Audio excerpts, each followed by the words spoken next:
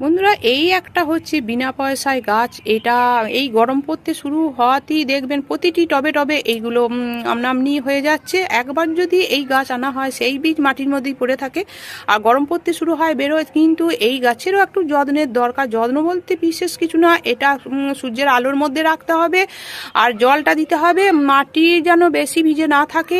আর এর খাবার হিসাবে আপনারা ফুল আসার জন্য আপনারা দেবেন যেটা পটাশিয়াম সমৃদ্ধ খাবার, কলার খোসা ভিজানো জল, পেঁয়াজের খোসা ভিজানো জল, এইগুলো দেবেন। তবে এই যে দেশি নয়নতারাতে বেশি যত্ন নেয়, আপনাদের কাছে হাইব্রিড যদি নয়নতারা থাকে সেইগুলোতে একটু যত্ন করতে হয়। সেইগুলোতে বেশি জল লাগলে কিন্তু ফাঙ্গাস অ্যাটাক হয়, সেগুলো গাছটা মারা যায়। তাই আপনারা বুঝে সুঝে এই গাছ দুটি পরিচর্যা করবেন।